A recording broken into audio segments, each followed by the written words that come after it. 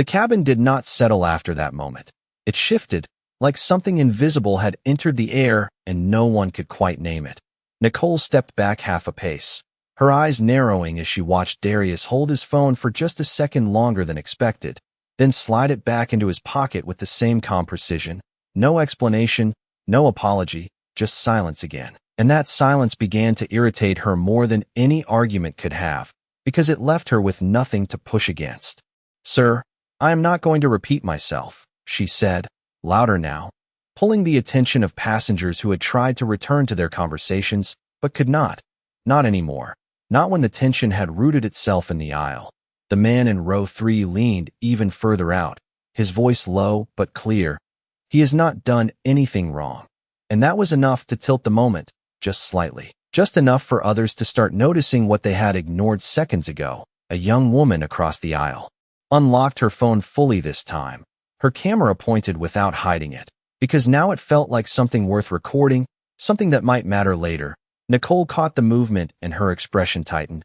This was not how these situations usually went. This was supposed to be simple: identify, remove, move on. But instead the room was watching, and worse, questioning. Behind her, another crew member opened the seating tablet, scrolling quickly, frowning as if the answer should already be there. "There is no record of his name in first class," he said, confident, too confident, as if saying it out loud made it permanent. Darius heard it. Of course he did. And for the first time his eyes lifted fully, not with anger, not with surprise, but with something sharper: recognition, like he had just been handed confirmation of exactly how far this would go. He shifted slightly in his seat, not to leave, but to settle deeper, his posture relaxed, grounded, unmovable, and that movement alone sent a ripple through the people watching, because it did not match the narrative being forced onto him. It did not match someone who was about to be removed. It matched someone waiting. Nicole crossed her arms, trying to regain control of the moment. "You heard him. There is no record, which means you need to move now," she said. Each word clipped, final, but the words did not land the way she expected. They hung there, unanswered, and that silence again stretched longer than it should have, long enough for doubt to creep in, long enough for the passengers to start choosing sides without saying it out loud. Darius exhaled slowly, almost imperceptibly, his gaze moving past Nicole for just a second, scanning the cabin, the faces, the phones, the crew clustered together, and then back to her, steady, controlled.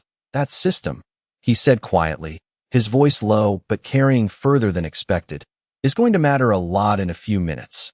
It was not a threat, not delivered like one, but it landed heavier than one, because it did not ask for belief. It assumed it. Nicole blinked, thrown off for a fraction of a second before scoffing lightly, dismissing it as confidence without substance. But the doubt had already been planted. The crew member with the tablet hesitated before speaking again, his tone less certain now. "Maybe it is a sync delay," he muttered, almost to himself, and that small crack in certainty widened the moment further, because now the story was not clean anymore.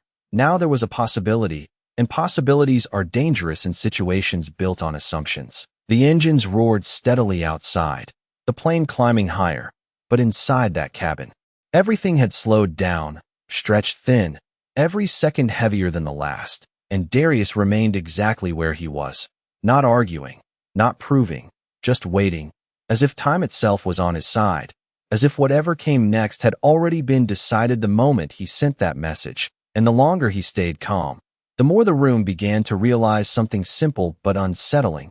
He was not stuck here with them. They were trapped in this moment with him. The tension did not break. It sharpened, like the cabin itself had taken a side and was waiting for the next move. Nicole turned slightly toward the crew member holding the tablet, her voice lower now but edged with urgency. "Fix it," she whispered, as if the system could be corrected to match what she believed should be true. The man tapped faster, scrolling, refreshing, checking again, his confidence slipping with every second that nothing changed. "It is still not there," he said, quieter this time. And that quiet mattered more than anything he had said before, because now doubt was no longer hidden. It was audible. A few rows back, a man in a navy jacket leaned into the aisle, speaking just loud enough. "You might want to double-check before you push this further." And that sentence landed differently than the others, not emotional, not reactive, just measured, like someone who had seen situations unravel before. Nicole straightened, refusing to give ground. "We follow protocol," she replied.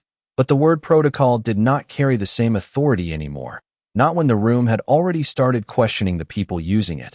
Across the aisle, the young woman filming shifted her angle, capturing Nicole, the tablet, Darius sitting, unmoved. And now the lens itself felt like a presence in the cabin, a silent witness that could not be dismissed. Darius noticed it all without turning his head fully, the way attention had shifted from him to them, the way control was beginning to slip in small, almost invisible ways, and still, he remained exactly the same, steady, quiet, unbothered, as if the outcome had already been decided somewhere far beyond this aisle. Nicole took a breath, recalibrating, then stepped closer again, her tone more controlled but tighter. "Last chance, sir. You need to move now or we will escalate this," she said. And the word escalate hung heavier than before, because now it felt like a risk, not a solution. Darius finally tilted his head slightly, just enough to meet her eyes fully, and for a brief second, something passed between them. Not anger, not fear, but clarity. The kind that comes when two people realize they are no longer in the same story. "You already escalated it," he said, calm. And that sentence did something the others had not. It shifted the timeline, made it feel like the turning point had already happened, like everything after this was just the consequence catching up. Nicole frowned, thrown again, and behind her, the crew member hesitated before speaking. "There is a back-end delay sometimes," he offered, trying to patch the moment, trying to rebuild certainty where it had cracked, but it sounded thin, even to him. The man in row 3 shook his head slightly, almost to himself. "This is not a delay," he muttered, and the people around him heard it, because now everyone was listening for anything that might explain what they were seeing. Darius leaned back, slightly in his seat, one arm resting on the armrest, his posture almost relaxed, almost patient, and that was the detail that unsettled the room the most, because nothing about him suggested urgency, nothing about him suggested someone about to lose. His phone remained in his pocket, untouched, but whatever he had set in motion seemed to be moving without him now, somewhere outside this cabin, somewhere beyond the reach of raised voices and forced authority. Nicole turned to the tablet again, her voice sharper. "Run it again." And this time there was no attempt to hide the uncertainty. The crew member nodded quickly, tapping, refreshing, scanning, and then he paused, his eyes narrowing at something on the screen, something small, something not there a moment ago. "Wait," he said, barely above a whisper, and that single word pulled the entire cabin tighter, like a held breath that no one realized they were sharing. Darius did not move, did not react, but his stillness changed, just slightly, like a man who knew the next move had already been made, like someone watching a clock only he could see. And in that suspended moment, between doubt and confirmation, between control and collapse, the balance of power in that cabin began to tilt in a direction none of them were prepared for. "Wait," the crew member said again, louder this time, his eyes locked on the tablet as if it had just rewritten the rules of the moment. And Nicole turned sharply toward him, impatience flashing across her face. "What is it?" she demanded, but he did not answer right away, his fingers hovering over the screen, scrolling back, then forward again, double-checking what he was seeing like he did not trust it, like it should not be there. "There is a flag," he finally said, his voice uncertain, and that word landed heavier than anything before it. Not denial, not protocol, but something else entirely, something that did not fit their narrative. Nicole stepped closer, her composure tightening. "What kind of flag?" she asked, her tone lower now, controlled but strained, and he swallowed before answering. "Executive-level access," he said, almost under his breath, as if saying it too loud. "Might make it real." And that was the moment the cabin shifted again, not with noise, but with awareness, the kind that spreads quietly from one person to the next without needing explanation. The man in row 3 straightened. The woman filming held her phone steadier, and even the couple near the galley exchanged a glance that no longer looked certain. Nicole's expression hardened, but there was a flicker beneath it now, something she could not fully mask. "That does not mean anything," she said quickly, too quickly, reaching for authority like it could anchor her again. But the crew member hesitated, then added, "It is not just a note. It is linked to ownership permissions." And that sentence did not explode. It settled, slow and heavy, into every corner of the cabin. Darius remained exactly as he had been, seated, composed, his gaze forward. But there was a subtle shift now, not in posture, but in presence, like the room was finally catching up to something he had known all along. Nicole exhaled sharply, her control slipping just enough to be noticed. "Run the name again," she said, and this time it was not a command. It was a request dressed as one. The crew member nodded, typing carefully, slower now, deliberate, as if each letter mattered more than before. The seconds stretched, the engine hum filling the silence, until he stopped, his eyes widening slightly. "It is there," he said, and this time there was no doubt in his voice, just realization. It just reappeared. Nicole's jaw tightened. "That is not possible," she replied, but the words sounded hollow, like she already knew they would not hold. The man turned the tablet slightly toward her, showing the screen, and whatever she saw there changed something instantly. Not everything, not yet, but enough for her shoulders to stiffen, enough for her to hesitate before speaking again.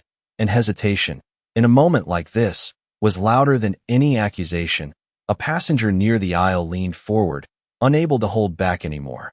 "So he does have a seat," he said, and no one corrected him. No one rushed to defend the earlier claim, because the certainty that had filled the cabin minutes ago had dissolved into something far less stable. Darius finally moved, just slightly, adjusting his sleeve. A small, almost insignificant action, but in that moment it carried weight, because it signaled something simple and undeniable. He had never been out of place. They had been wrong. Nicole looked at him again, really looked this time, not as a problem to solve, but as something she had misread entirely. And that realization did not come with clarity. It came with pressure, because now every word she had said, every action taken, was still hanging in the air, witnessed, recorded, undeniable. "Sir," she started, her voice different now, less certain, more careful, but she stopped before finishing, because she did not know how to complete that sentence anymore, not without acknowledging what had already happened. And Darius met her gaze once more, calm, steady, unchanged. "You might want to check who that access belongs to," he said quietly, and that sentence did not raise his voice. It did not demand attention, but it landed deeper than anything else in the last 10 minutes, because it pointed forward, beyond the seat, beyond the cabin, towards something much larger, something already moving. And in that moment, the cabin was no longer just a place where a mistake had been made. It had become a space where consequences were beginning to take shape, slowly, quietly, and with a precision none of them could stop. The word ownership did not echo out loud, but it settled into the room like gravity, pulling every loose assumption down with it. Nicole stood there for a fraction too long, her eyes flicking between the tablet and the man in the seat, trying to reconcile two versions of reality that no longer aligned. And behind that controlled expression, something tighter began to form, not just doubt, but pressure, because now this was no longer about a misplaced passenger. It was about a mistake that had already unfolded in front of witnesses, recorded from multiple angles, and still playing out in real time. "There has to be a system error," she said finally, but her voice lacked the certainty it carried before. And the crew member did not respond right away, his silence saying more than any correction could. Across the aisle, the woman filming lowered her phone slightly, not because she lost interest, but because the moment had shifted from chaos to clarity, and clarity has a different weight, a different kind of tension. Darius remained still, his hands resting calmly, his posture unchanged, but his presence now filled the space differently, not as someone being questioned, but as someone being revealed, slowly, piece by piece, without needing to raise his voice or defend himself. The man in row 3 leaned back into his seat, shaking his head slightly. "You all rushed that," he said under his breath, but loud enough for those around him to hear, and no one challenged him, because the room had already started to agree. Nicole took a step back, just one, but it was enough to signal the shift, enough for the crew to notice that the situation was no longer under control. "Let us just verify everything properly," she said, adjusting her tone again, but the word properly came too late. It sounded like an attempt to rewrite what had already happened, not prevent it. Darius turned his head slightly toward the window, the sky stretching endless and calm outside, a stark contrast to the tension inside. And for a brief second, his expression softened, not with relief, but with recognition, because this moment was not new. It was familiar in a way that went deeper than this flight, deeper than this crew. It reached back years, to a different airport, a different gate, where he had stood in a pressed suit with a confirmed seat and still been told to wait, still been asked twice for identification while others walked through without pause. He remembered the look. Then, the same one Nicole had given him minutes ago, the quiet calculation of who belongs and who does not. And he remembered what he told himself after that day, not out loud, not for anyone else, but as a promise that moments like that would not end the same way forever. The memory passed quickly, like a shadow crossing his face, and when he looked forward again, the calm had returned, sharper now, more defined. Nicole noticed the shift without understanding it, and that unsettled her more than anything else, because it meant there was something here she could not see, could not control. The crew member cleared his throat softly. The access tag is linked to executive override privileges, he said, more clearly this time. And the word override carried weight, because it implied authority beyond the cabin, beyond the crew, beyond even the flight itself. Nicole nodded once, slow, controlled, but it was not agreement. It was calculation, and for the first time since this began, she did not speak right away. She paused, thinking, measuring what this meant, what it could become, and what it might cost. The engines continued their steady rhythm, the plane cutting through the sky as if nothing had changed. But inside that cabin, everything had, the assumptions, the roles, the balance of power, all of it shifting quietly into a new shape. And Darius sat at the center of it, not forcing the change, not reacting to it, just allowing it to unfold exactly as it was meant to. Because whatever had been set in motion earlier was no longer waiting for permission. It was already moving toward its next phase. And the people in that cabin were just beginning to realize they were part of it. The cabin did not return to normal. It reorganized itself around a truth that was still forming, like everyone was adjusting to a version of reality that had not fully revealed itself yet. Nicole stepped back another half step, her posture no longer squared for confrontation but recalibrated for something else, something more cautious, more calculated. And the shift did not go unnoticed, not by the crew, not by the passengers, and certainly not by Darius, who remained seated with the same quiet composure, his presence now carrying a different weight, no longer questioned but not yet fully understood. The crew member holding the tablet cleared his throat again, more firmly this time, as if committing to what he was seeing. The access level is tied to corporate control permissions, he said, his voice steady but careful, and that sentence landed with precision, because it did not accuse, it confirmed. It drew a line between assumption and fact, and once that line existed, it could not be erased. Nicole nodded slowly, her eyes narrowing as she processed it, but she did not respond immediately, because now every word mattered. Every reaction would define what came next. Across the aisle, the woman filming lowered her phone completely, her expression shifting from curiosity to focus, because the story had changed. This was no longer about a passenger being challenged. This was about a system being exposed. The man in row 3 leaned forward again, but this time he did not speak. He simply watched, the way people do when they realize they are witnessing something that will not stay contained to this moment. Darius reached for the armrest lightly, his fingers resting there without tension, and for the first time since the confrontation began, he spoke again, not louder, not sharper, just clearer. "You might want to stop calling this protocol," he said, his tone even, controlled. "Because protocol does not erase names." The sentence was simple, but it cut through everything that had been said before, because it reframed the entire situation. It was no longer about a mistake. It was about a choice. Nicole's jaw tightened slightly, and for a brief second, the mask of authority slipped, revealing something closer to realization, not full understanding, not yet, but enough to recognize that this moment had moved beyond her control. Behind her, the crew member adjusted his grip on the tablet, scrolling again, verifying, as if searching for something that might restore the earlier narrative, but nothing did.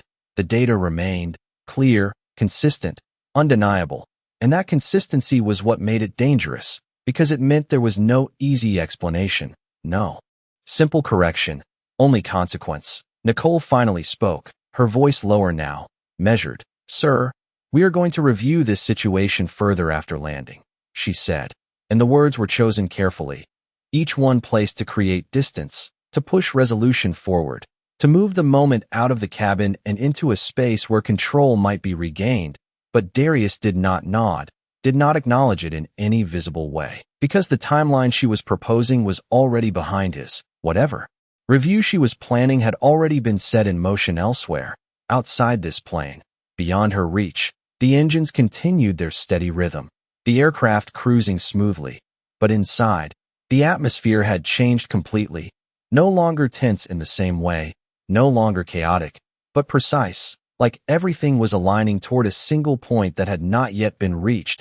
A quiet anticipation replaced the earlier conflict, and the passengers felt it, even if they could not explain it. The couple near the galley had stepped back slightly, no longer asserting their presence, no longer certain of their place in this unfolding moment. And that retreat said more than words could. Darius glanced briefly toward the front of the cabin, not searching, not questioning, just observing, like a man watching a sequence he had already seen play out before. And then he settled again, still, composed, waiting, because the next phase was not going to happen here, not in this aisle, not in this moment. It was going to happen when the plane touched the ground, when the doors opened, when the system he had quietly activated earlier met the people who believed they were still in control. And as that realization began to take shape in the cabin, one thing became clear to everyone watching. This was not over. It had only just moved to a place where the real consequences could begin. The rest of the flight passed in a silence that felt louder than the confrontation itself, not empty but loaded, like every mile in the air was carrying the weight of what had already been set in motion. The crew moved differently now, their steps more measured, their voices lower, careful not to draw attention they could. No longer control. Nicole avoided the aisle where Darius sat, not out of fear, but out of calculation, as if distance could buy time, as if time could somehow soften what was waiting on the ground. But time was not on her side. It had already shifted the moment he sent that message, and now it was simply counting down. Darius remained still, occasionally glancing out the window at the endless stretch of clouds, his reflection faint in the glass, calm, unreadable, untouched by the tension that had reshaped the entire cabin around him. And that calm began to settle into the passengers as well, not as comfort, but as realization, because they were no longer watching a dispute. They were witnessing the final moments before something larger unfolded. The captain's voice eventually came over the intercom, steady, routine, announcing the descent. But even that familiar tone could not restore normalcy, because the people in that cabin knew this landing was not going to end like any other. The wheels had not touched the runway yet, but the outcome was already approaching, inevitable. The plane began its gradual descent, the angle shifting, the engine tone lowering, and with it, the atmosphere inside tightened again, not chaotic, not loud, but focused, like everything was narrowing toward a single point. Nicole finally stepped forward once more, stopping just short of Darius's row, her posture controlled, her expression carefully neutral, but the confidence that had defined her earlier was no longer there, replaced by something quieter, something more aware. "Sir," she began, her voice steady but different, "we will make sure this is addressed properly once we arrive." The words were precise, chosen to suggest resolution without admitting fault, but they landed differently now, because the room understood what she did not say. Darius turned his head slightly, meeting her gaze without hesitation, and for the first time, there was no question left in his expression. No patience waiting to be tested, just certainty.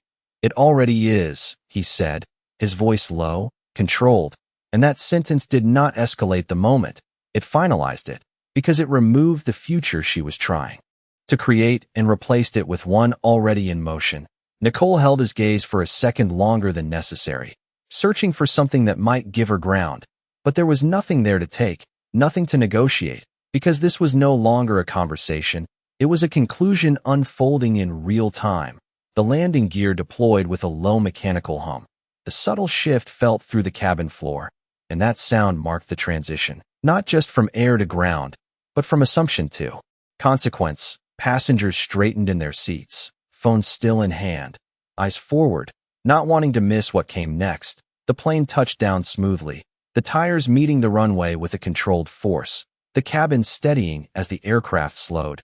And in that moment, something invisible crossed a line, because now they were no longer suspended in the air.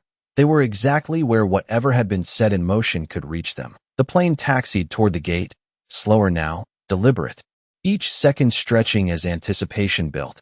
Nicole remained near the front, her hands clasped tightly, her focus fixed ahead, as if bracing for something she could not fully see yet. And Darius stayed seated, unchanged, composed, not preparing to leave, not rushing to stand, just waiting, because he knew what the others were only beginning to understand. The flight had ended, but the real moment, the one that would define everything that happened in that cabin, was just about to begin. The seatbelt sign turned off with a soft chime, but no one stood, not yet, because the cabin felt different now, like the rules of movement had quietly changed, like everyone was waiting for something unseen to happen first. The plane rolled to a stop at the gate, the engines easing down into a low hum, and for a brief moment, there was stillness, the kind that sits just before something shifts. Nicole remained at the front, her posture tight, her eyes fixed toward the door as if expecting a routine exit. But what waited outside was anything but routine. The door opened with a controlled motion. The usual exchange between crew and ground staff began, but then it stopped, cut short by the presence of three figures standing just beyond the threshold. Not passengers, not standard ground crew, but individuals in dark suits with badges visible at their waists, their posture calm, professional, and unmistakably purposeful. The lead among them stepped forward slightly, speaking in a tone that did not need volume to command attention. "We are here for the flight crew of this aircraft," he said, and the words traveled through the front of the cabin like a quiet shockwave. Nicole froze for a fraction of a second, her composure tightening as she stepped closer. "Is there an issue?" she asked, but her voice carried something new now, something beneath the surface. The man did not look at her immediately. Instead, his gaze moved past her, scanning the cabin with precision, until it landed exactly where it was meant to. Row 2, seat by the window, Darius Cole, still seated, still composed. And in that moment, the connection became visible, not explained, not announced, but understood. The man gave a slight nod, almost imperceptible, and then turned his attention back to the crew.